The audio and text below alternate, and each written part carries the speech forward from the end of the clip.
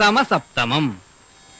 ഇത്രയും പൊരുത്തമുള്ള ജാതകങ്ങൾ ഞാൻ എന്റെ ജീവിതത്തിൽ ഇതുവരെ കണ്ടിട്ടില്ല. 10ൽ 8 പൊരുത്തങ്ങളും ഒത്തു വന്നിരിക്കുക. മുജ്ജന്മ ബന്ധമാ. ഈ വിവാഹം നടത്താൻ വേണ്ടി നീയോ നിന്റെ കൂട്ടുകാരിയോ പ്രത്യേകിച്ച് ശ്രമിക്കേണ്ട കാര്യമൊന്നുമില്ല. അത് താനേ നടന്നിരിക്കും. ഇതൊക്കെ ഇത്ര കൃത്യമായിട്ട് ഇതിലെവിടെ എഴുതി വെച്ചിരിക്കുന്നത്? ജ്യോതിഷത്തെ കളിയാക്കല്ലേ. വേണ്ട. വിഷ്ണുവിന്റെ ലതികയുടെ വിവാഹം നടന്നില്ലെങ്കിൽ നീ എന്നെ കഴുതയെന്ന് വിളിച്ചു. അതിപ്പോ ജീവിതത്തിൽ ഇതുവരെ കഴുതയെന്നുള്ള വിളി കേട്ടിട്ടില്ലാത്ത ഒരാളാണ് ഇങ്ങനെ പറയുന്നതെങ്കിൽ ഓക്കെ. സാറിപ്പോ അങ്ങനെയല്ലല്ലോ. അതെ. എന്താ കാര്യം പറഞ്ഞു? കാര്യമൊക്കെ ഇവിടെ വന്നിട്ട് പറയാമെന്നാ പറഞ്ഞത്. വളരെ ഗൗരവമുള്ള വിഷയമാണെന്ന് മാത്രം പറഞ്ഞു. എന്നിട്ട് ആളിനെ കാണുന്നില്ലല്ലോ. ദാ എത്തിയല്ലോ. നിങ്ങൾ വന്നിട്ട് അധികം നേരമായോ? ഇല്ല. ഇനി പറഞ്ഞേ, എന്താ ഇത്ര അത്യാവശ്യ കാര്യം? എനിക്കിന്നലെ രാഘവ മാഷിന്റെ കത്തുണ്ടായിരുന്നു. അച്ഛന്റെയോ? അതെ. വേറൊന്നുമല്ല, ലതികയ്ക്ക് എങ്ങനെയെങ്കിലും ജോലി പെർമനന്റ് ആക്കി കൊടുക്കണം.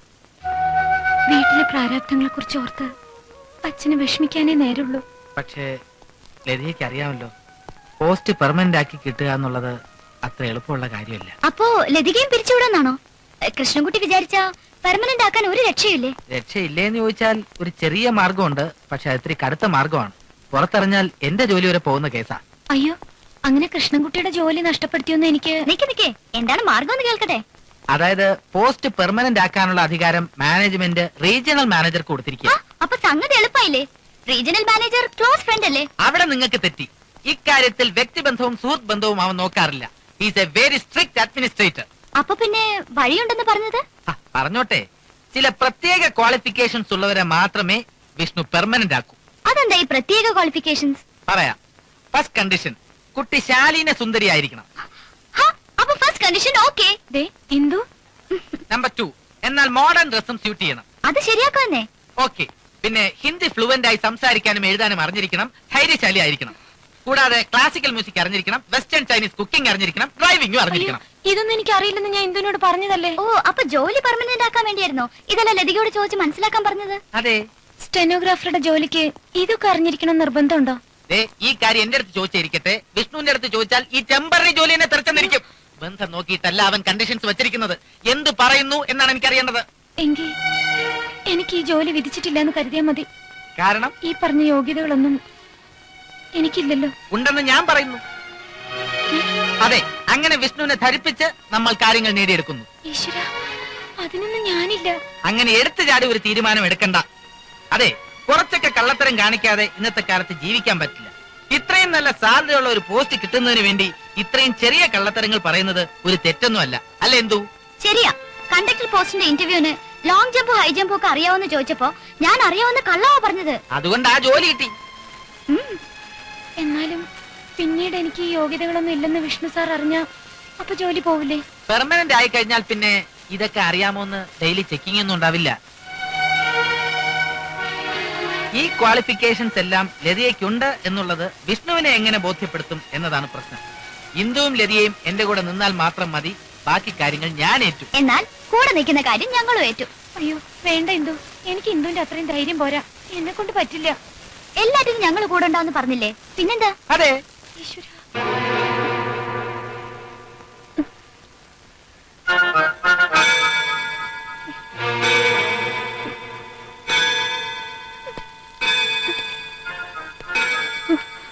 ഇങ്ങനെ അങ്ങ് മേടിച്ചാലോ?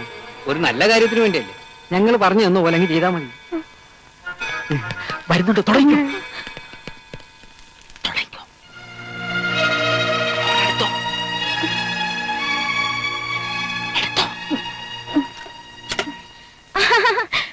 अच्छा सब तो आप ऐसा कीजिए।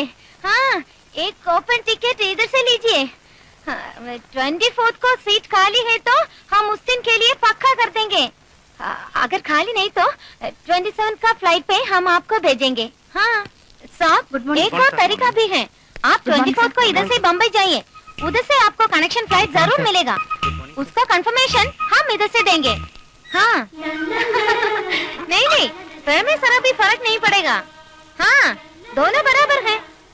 हाँ साहब, शुक्रिया साहब, नमस्ते।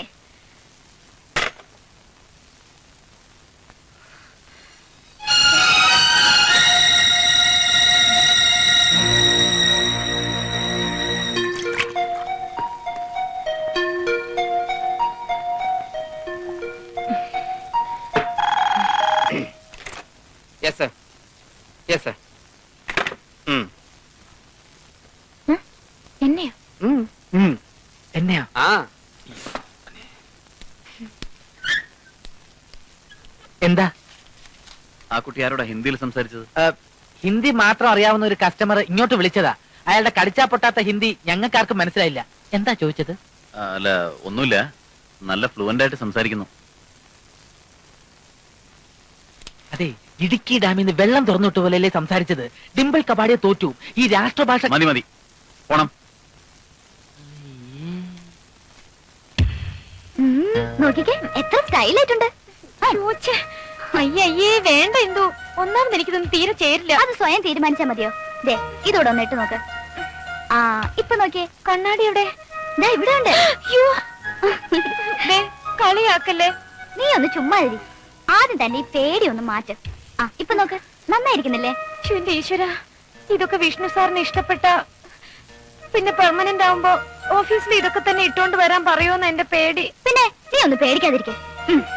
പെർമനന്റ് ആയി കഴിഞ്ഞാ എല്ലാവരും അവരുടെ ഇഷ്ടമല്ലേ? ഇതേ കേരളമാ, ആർക്കും ആരും അത്ര പെട്ടെന്നൊന്നും പിരിച്ചുവിടാൻ പറ്റില്ല. എന്റെ കാലെന്തോ ആവുന്നു. ഒന്നും ആവില്ലെന്നേ. ഇപ്പഴേ റിഹേഴ്സൽ എടുത്തില്ലെങ്കിലേ പിന്നെ ബുദ്ധിമുട്ടാവും. ആ കാലം നേരെ വയ്ക്ക്. ആ നടക്ക്. ആ ഞാൻ വീഴും. പേടിക്കണ്ടതേ, നടക്ക്. വാ.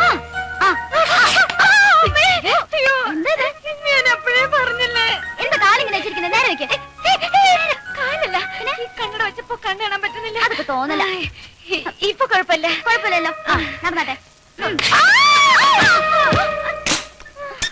എന്താ ഇവിടെ? അത് മേട്രൻ, നാളെ ഇവൾക്ക് ഓഫീസില് ഫാൻസി ഡ്രസ് കോമ്പറ്റീഷൻ ഉണ്ട്. റിഹേഴ്സൽ എടുക്കായിരുന്നു അല്ലേ? സമ്മാനം ഉറപ്പാ.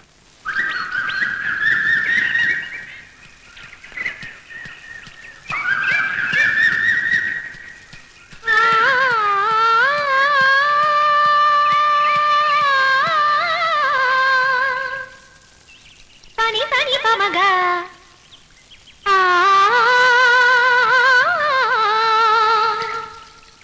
പമഗ മഗ